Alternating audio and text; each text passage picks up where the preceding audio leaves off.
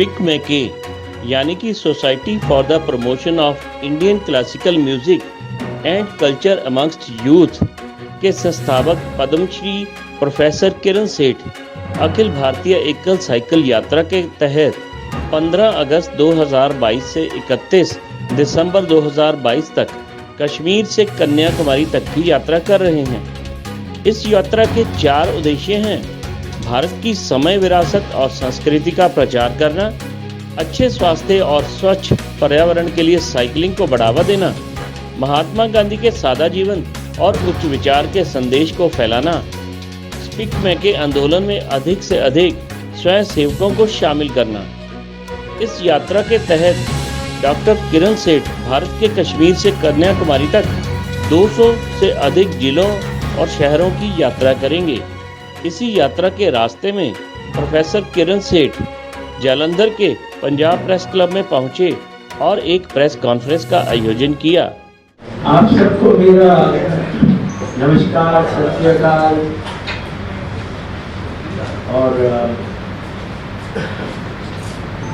मैं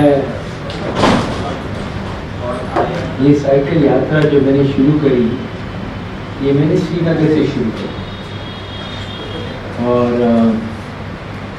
अब मैं यहाँ पहुँचा 15 अगस्त को वहाँ से शुरू करी। और अब मैं ये कोशिश कर रहा हूँ कि मैं श्रीनगर से कन्याकुमारी तक जाऊँ। लोग पूछते मुझे ये क्यों यात्रा कर रहा हूँ, तो इसके 3 परम उद्देश्य हैं। पहला तो उद्देश्य सब जानते हैं कि शरीर के लिए बहुत अच्छा होता है, पर्यावरण के लिए बहुत अच्छा होता है।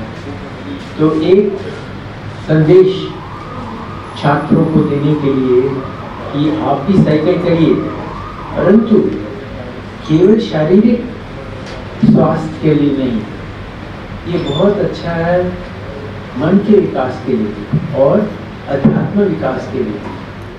नमस्कार दोस्तों, सेंट सोल द टाइम्स में मैं हूं कोमल और मेरे साथ हैं प्रोफेसर किरण सेठ जी, जिनका एक मिशन है। सो मिशन क्या है? कहते हैं इस उम्र में जो लोग बिस्तर पे लेटे रहते हैं, उन्होंने 73 साल में एक ऐसा मिशन कायम किया है कि हर बंदा उनके बारे में आज बात कर रहा है। साइकिलिंग के बारे में बात करूं तो बाकमाल है, और उनकी एक संगीतमयी के बारे में बात करूँ तो वो भी बाकमाल है। पूछेंगे इस मिशन में उनका क्या उद्देश्य है। सर, सबसे पहले हार्दिक अभिनंदन।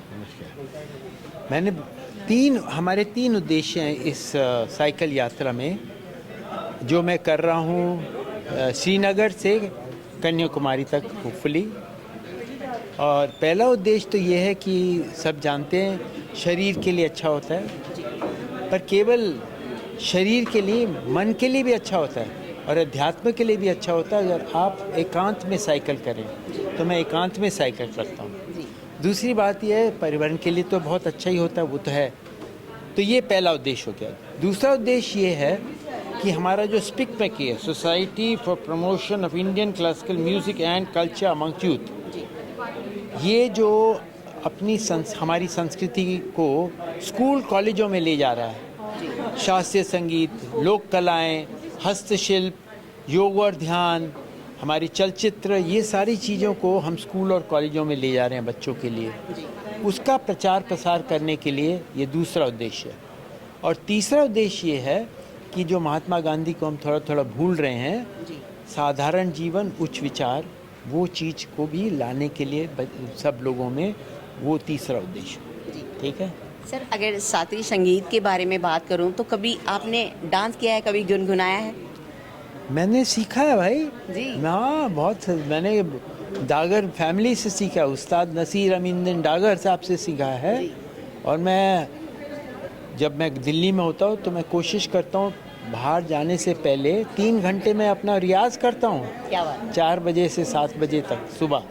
आजकल ऐसे नहीं हो पा रहा है क्योंकि मैं सुबह मुझे साइकिल करना पड़ता है, पर तब भी मैं जहाँ भी हो सके मैं थोड़ा अपना रियाज़ लगा देता हूँ, क्योंकि उससे एकाग्रता आ जाती है, उससे एक संतुलन आ जाता है। जी। तो अगर म्यूज़िक की बात करें तो कुछ सुनना ज़रूर चाहेंगे प्लीज़, क्योंकि साइकिल में कुछ मतलब मन में कुछ ऐसा होना चाहिए कि जो आपके मन में है वो हमारी ऑडियंस भी सुने कि आप क्या गाते हैं, क्या आपको पसंद है, कैसा आप दुनिया में उद्देश्य देते हैं। नहीं, ऐसा है कि देखिए हमारा जो है ना, वो एक ध्यान की ओर से किया जाता है और उसमें ज़्यादातर स्वर पे हम पूरा ध्यान एकाग्र करते हैं और उसका गाना तो एक माध्यम है पर कहीं और जाने के लिए। तो वो मैं भी वो कोशिश करता हूँ कि जो भी रियाज कर रहा हूँ वो केवल एक माध्यम की ओर से कर रहा हूँ। ठीक है जी सर, जो आपका अभी का उद्देश्य है वो साइकिलिंग वाला, क्योंकि साइकिल की बात करूं कि बहुत सारे ऐसे बुजुर्ग हैं जो घर में हैं वो साइकिल नहीं चला पाते हैं, तो साइकिल की ही बात करूं कि आपने ऐसा कौन सा योग किया है, क्योंकि आपने कहा कि आप बचपन से योग करते आ रहे हो, कौन सी ऐसी वो एक्सरसाइज, कौन सा ऐसा योग है कि अभी तक आपको इतना मतलब जवान रखा है?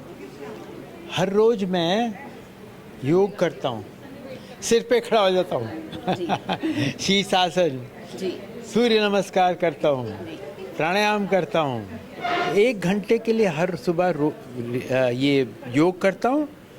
और जैसे मैंने बताया दिल्ली में जब मैं होता हूँ तो करीब 3 घंटे के लिए नाद योग करता हूँ। शास्त्रीय संगीत नाद योग है। ये करने के बाद एक ऐसी ऊर्जा मिलती है कि कन्याकुमारी के साथ श्रीनगर से कन्याकुमारी तक क्यों, यहाँ से मार्च तक चला सकूँगा। तो बहुत अच्छी बात है, बहुत अच्छा उद्देश्य है लोगों के लिए, आज की युवा पीढ़ी के लिए। तो एक बात पूछना चाहूँगी कि आप किन से इंस्पायर हुए इन चीज़ों के लिए?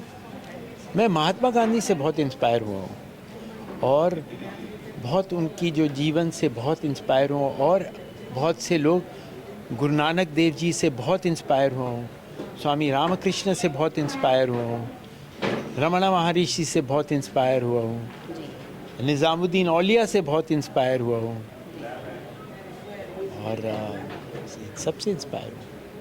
जिन संगीत शास्त्रियों के आपने नाम लिए हैं, मुझे लगता है आज की युवा पीढ़ी को इनके बारे में शायद नहीं पता होगा। हाँ, जो म्यूज़िक को, संगीत को प्यार करते हैं वो तो उसकी तह तक पहुंच जाते हैं।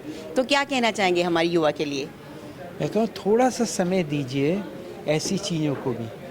अगर आप थोड़ा सा समय देंगे तो आप देखोगे आपकी पढ़ाई कितनी अच्छी जाएगी। आप देखोगे कि कई जगह देश में माएँ अपने बच्चों को, बेशक जो भी उनका बाद में हुआ, पर जब छोटे हैं तब उनको शास्त्रीय संगीत नृत्य सीखना पड़ेगा, पक्की बात, वैसे होना चाहिए, सबको सीखना चाहिए।